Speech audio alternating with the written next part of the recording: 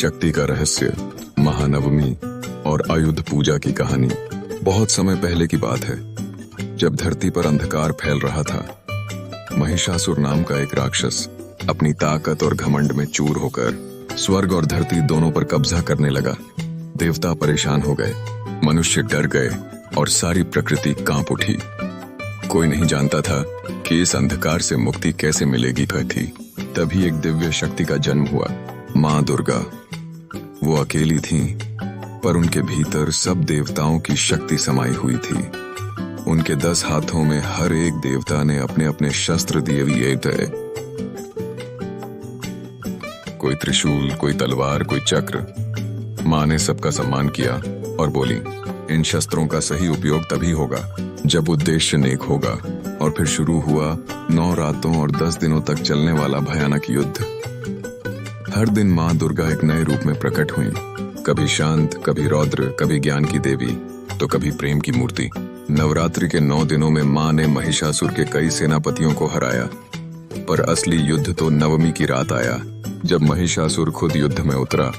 वो कभी भैंसे का रूप लेता, कभी इंसान का, और कभी आधा आधा बनकर भ्रम पैदा करता। लेकिन माँ दुर्गा ने अपने अंदर की सारी शक्ति को एकत्र किया और अपने सबसे प्रचंड रूप में प्रकट हुई। भयंकर युद्ध हुआ, आकाश गूंज उठा, धरती डोल गई और अंत में माँ दुर्गा ने महिषासुर का वध कर दिया। उस दिन को हम महानवमी कहते हैं, वह दिन जब बुराई पर अच्छाई की विजय हुई। लेकिन कहानी यहीं खत्म नहीं होती। अब आती है आयुध पूजा की कहानी। जब देवी दुर्गा ने शस्त्रों की मदद से बुराई को हराया, तब लोगों ने समझा कि सिर्फ हथियार नहीं, हमारे ज्ञान, हमारी मेहनत, हमारे औजार भी हमारी शक्ति है। तभी तो आज के जमाने में तलवार की जगह किताबें,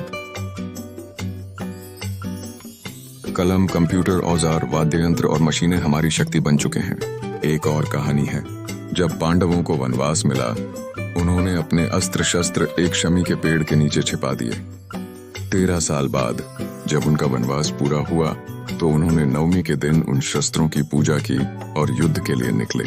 तभी से लोगों ने यह समझा, जिससे भी हम काम करते हैं, वह साधन भी पूजा के योग्य है। आज भी लोग अपने काम के सामान, जैसे ड्राइवर अपनी गाड़ी, किसान अपना हल, विद्यार्थी अपनी किताबें, कलाकार अपने वाद्य यंत्र, इंजीनियर अपना लैपटॉप, सबकी पूजा करते हैं, क्योंकि यही उनके कर्म के हथियार हैं। और बच्चों, इस दिन एक और सुंदर परंपरा होती है, कन्या पूजन। नन्ही नन्ही 9 कन्याओं को माँ दुर्गा के 9 रूप मानकर उन्हें प्रेम और सम्मान से बुलाया जाता है। उन्हें भोजन कराया जाता है, क्योंकि हर कन्या में देवी का रूप देखा जाता है, शक्ति, स्नेह और भविष्य की उम्मीद। अब जरा सोचो, क्या तुमने कभी अपनी किताबों को प्यार से देखा है? क्या तुमने कभी अपनी कला, अपने हुनर को समझा है कि वो भी शक्ति है? माँ दुर्गा कहती हैं, सिर्फ तलवार उठाना ही शक्ति नहीं है, किसी को ऊपर उठाना भी शक्ति है।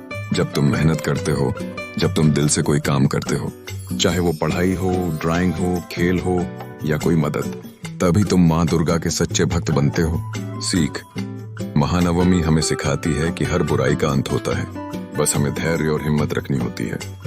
आयुध पूजा हमें याद दिलाती है कि हमारे औजार, चाहे वो कितने भी साधारण क्यों न हो, हमारी असली ताकत है।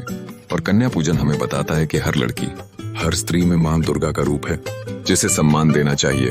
अपने काम को पूजा मानो, अपने औजारों का आदर करो और दूसरों को ऊपर उठाने की शक्ति पाओ। यही है असली नवरात्रि, यही है सच्ची महानवमी। जय माँ दुर्गा।